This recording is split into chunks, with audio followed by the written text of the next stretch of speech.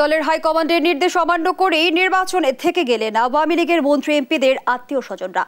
এতে উপজেলা নির্বাচনের প্রথম ধাপে মন্ত্রী এমপির স্বজনদের প্রভাব থাকবে অনেকটা স্পষ্ট। দলের সিদ্ধান্ত অমান্য করা দুঃখজনক উল্লেখ করে কেন্দ্রীয় নেতারা বলছেন ৩০ এপ্রিলের কার্যনির্বাহী কমিটির বৈঠকে আসতে পারে শাস্তির সিদ্ধান্ত। তৌফিক মাহমুদ মুন্নার রিপোর্ট।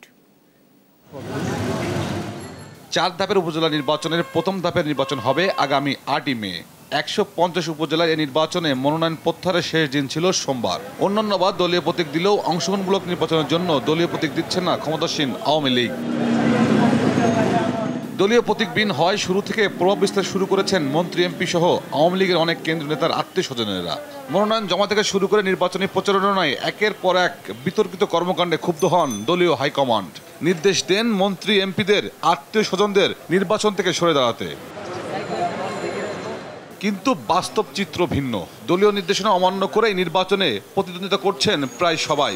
এরই মধ্যে নোয়াখালী ৬ আসনে এমপি মোহাম্মদ আলীর পুত্র আশিক আলী অমি বিনা প্রতিদ্বন্দ্বিতায় চেয়ারম্যান হয়েছেন। দলের হাইকমান্ডের নির্দেশ অমান্যকে দুঃখজনক বলছেন কেন্দ্রীয় নেতারা। জানান ওয়ার্কিং কমিটির সভায় আসছে কঠোর সিদ্ধান্ত। যদি না মানে আমি শুধু এইটুকু বলবো যে এটা দুঃখজনক। আজকে যদি প্রত্যাহার না করে তাহলে আমি শুধু এইটুকু বলবো যে এইটা দুঃখজনক।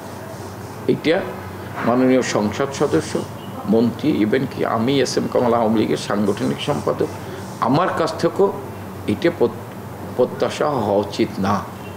মাননীয় নেত্রী এই দেশের জন্য যা করেন, দলের জন্য যা করেন, একমাত্র শেখ হাসিনা দলকে নিয়ে ভাবেন, দেশকে নিয়ে ভাবেন। ৩০ তারিখে সেন্ট্রাল কমিটির মিটিং আছে। সেই মিটিংয়ে আমাদের প্রিয় নেত্রী বঙ্গবন্ধু কন্যা জননেত্রী শেখ হাসিনার সভাপতিত্বে কার্যনির্বাহী কমিটির মিটিং হবে।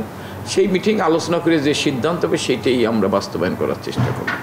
অমান্যকারী তালিকা তৈরি করে দলীয় প্রতিনিধিদের কাছে জমা দিবেন দায়িত্বপ্রাপ্ত সাংগঠনিক সম্পাদকেরা। তৌফিক মাহমুদ মুন্না, দেশ টিভি, ঢাকা।